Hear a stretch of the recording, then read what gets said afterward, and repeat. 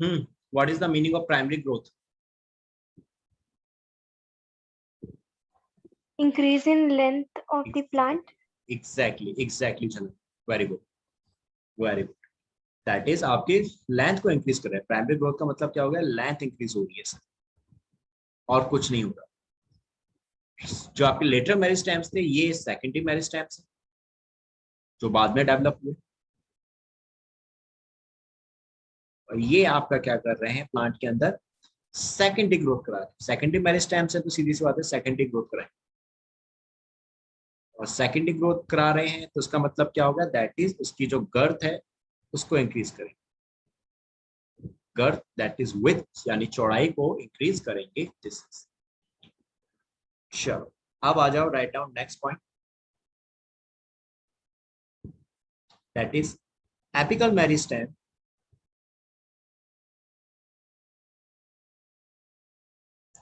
occur at the tip of root and shoots। सीधी सी बात है, राम और श्याम की बात हो रही है यहाँ पे। And produce primary tissues.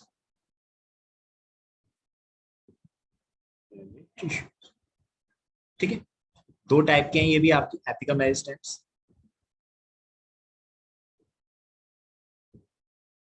That is of two type.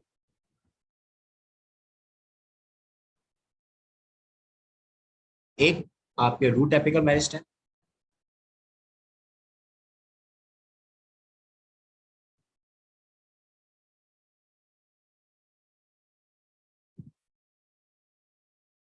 And दूसरे आपके shoot apical meristem.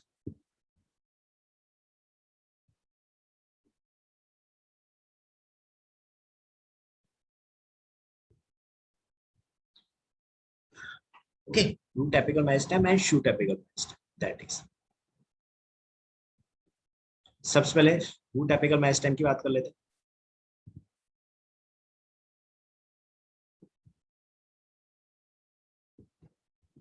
Root apical meristem, shoot apical meristem दोनों के दोनों टिप पर प्रेजेंट होंगे, कॉमन सेंस है, सीधी सी बात। That it occupies the tip of a root, tip of the root, right. आपकी टिप पर प्रेजेंट है। रूट की ग्रोथ किस डायरेक्शन में करेंगे?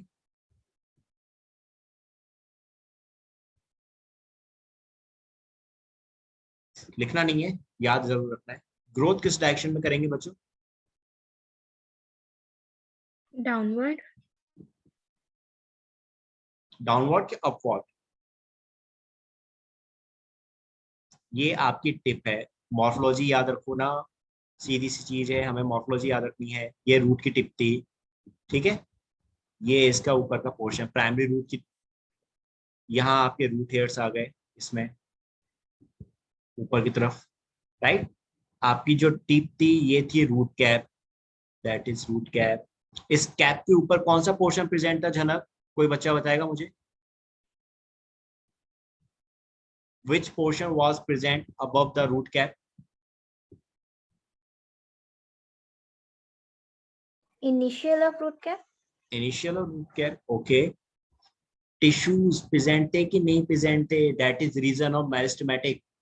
meristematic region present था कि नहीं present था इस रूट कैप के ऊपर? मॉर्फोलॉजी की बात कर रहा हूँ, I am talking about morphology. आपका जो मेरिस्टेमेटिक टिश्यूज प्रेजेंट थे वही तो फिर आपके रूट कैप को आगे की तरफ बना रहे हैं। तो that is initial of root cap जो होगा वो मेरिस्टेमेटिक टिश्यूज की प्रेजेंस की वजह से ही तो होगा।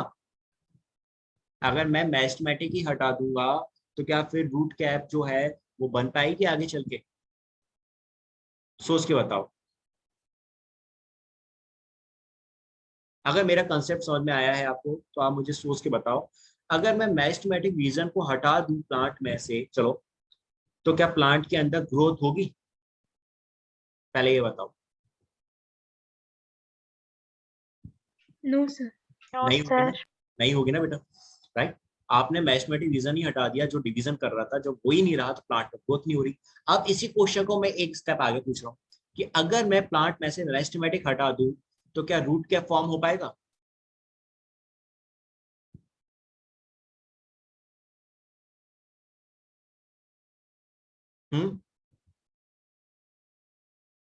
सोच बताओ, अगर मैंने मैथमेटिक रीजन ही हटा दिया तो क्या रूट कैप की फॉर्मेशन हो पाएगी?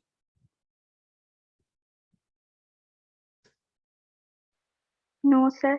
नहीं होगी ना, राइट। आपका रूट कैप ही नहीं बन रहा है, तो आपका इनिशियल और रूट कैप कहां से बनेगा? रूट कैप के ऊपर। रूट कैप के ऊपर आपका मॉर्फोलॉजी में क्या प्रेजेंट था? दैट इज मैरिस्टमैटिक रीजन प्रेजेंट था कि नहीं? या मैरिस्टमैटिक रीजन था।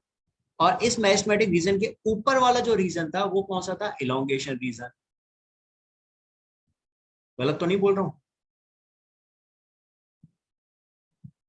एलोंगेशन रीजन, और एलोंगेशन रीजन के ऊपर प्रेजेंट था आपका मैच्योरेशन रीजन।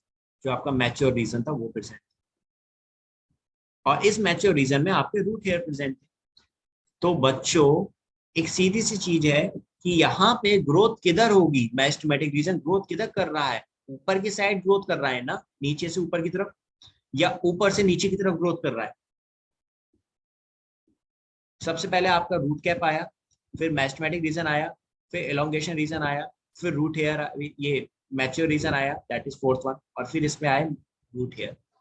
तो आपका जो ग्रोथ हो रही है रूट की, वो नीचे से डाउनवर्ड टू अपवर्ड डायरेक्शन हो रही है कि नहीं हो रही है? Yes sir. ध्यान रखो, आप समझ में आई? डाउनवर्ड डायरेक्शन में नहीं हो रही है ग्रोथ, किधर हो रही है? Upward, downward to upward. और स्टेम जो होगा, शूट जो होगा, वहां पे जो ग्रोथ होगी वो होगी that is this direction, upward to downward, ऊपर से नीचे की साइड ग्रोथ होगी, और यहाँ नीचे से ऊपर की तरफ होगी। एक याद रख लो अगर कंफ्यूजन होती है, दूसरा उसका अपोजिट। अब तो नहीं भूलोगे? No sir. याद रहेगा ना? ये मॉर्फोलॉजी में बेटा ये कोई नहीं बताएगा, ये खुद से समझनी होती है। अब की बार जो कल जो पेपर हुआ ना आईक्यू का, वो कल के, हाँ जो आईक्यू बोल रहा हूँ, नीट का पेपर हुआ था जब, तो इसमें काफी क्वेश्चन ऐसे आए हैं बच्चों, जिन्होंने, बच्चों से मेरी बात हुई थी, दे सेड कि सर काफी क्वेश्चन जो थे आईक्यू बेस्ड थे। मतलब आपको थोड़ा दिमाग लगाना है, आपको दिमाग लगाना पड़ेगा। ऐसा नहीं है कि बायो है तो सीधे सीधे क्वेश्चन आ जाएंगे और आप फटाफट लिख देंगे। आपको थोड़ा सा दिमाग लगा के आंसर देने पड़ेंगे। एंड हाँ, फिजिक्स को बहुत अच्छा कर लेना प्लीज, नहीं तो फिजिक्स बैंड बजाती है बच्चों सबकी। चलो, आपके आगे रैम जो है टिप पर प्रेजेंट है। अब आ जाओ सैम पे भैया, शू typical match time, write down, इसके बारे में लिखो। It occupies the distance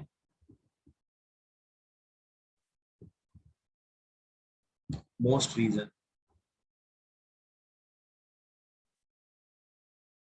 of the stem axis, of the stem axis। ठीक है, इस वाली लाइन को देखो, यहाँ पे डायग्राम जो अभी हमने देखा था शूट का, उसी में देखो यहाँ पे, एक मिनट,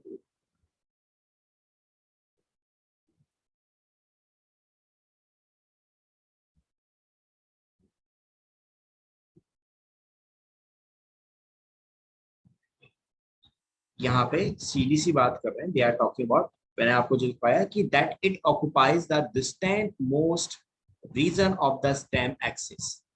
इसका एक सीधे सा मतलब है, एक बार तो एक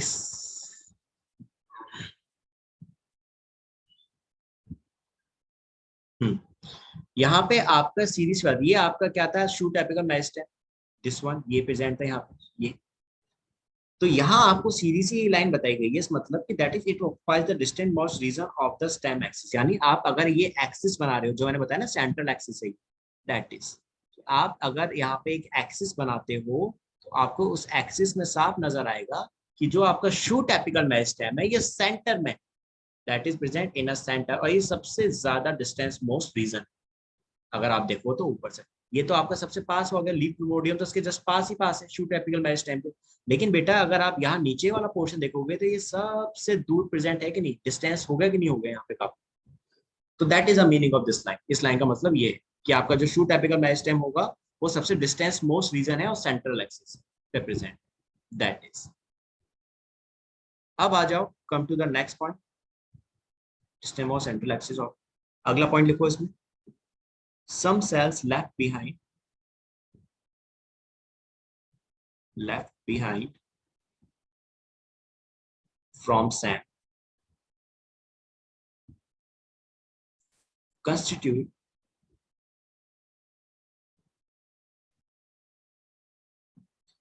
एक्सिलरी बर्ड, कंस्टिट्यूट दी एक्सिलरी बर्ड्स। जो आपने अभी डायग्राम में देखा था कि आपके कुछ सेल्स ने क्या करा, एक्सिलरी बर्ड्स बना दी। मेरिस्टेमेटिक सेल्स की वो किसमें डेवलप हो गई, एक्सिलरी बर्ड्स में, और इन्हीं से आपके आगे चल के जो ब्रांचेस थी, पीटियोल्स थे, वो डेवलप होने लगे, या लीव्स जो थी वो डेवलप होने लगे। एक्सिलरी बर्ड्स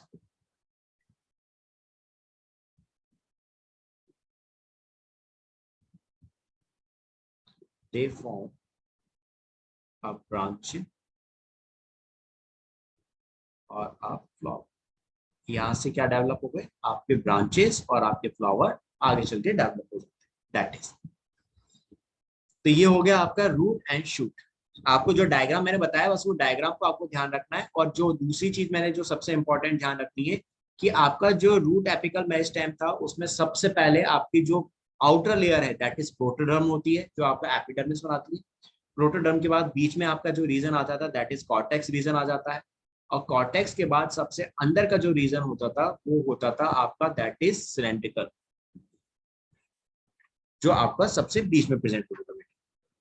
एक सेकंड में एक डायग्राम, चलो आज के लिए मैं इतना ही करता हूँ बेटा, आज के लिए हम लोग यहीं तक ही कंप्लीट करते हैं। ओके, मैं जो टॉपिक आपको अभी आगे बताना चाह रहा था, जो डायग्राम में समझाना चाह रहा था, वो अभी कंप्लीट नहीं हो पाएगा, वो बीच में रह जाएगा अदरवाइज।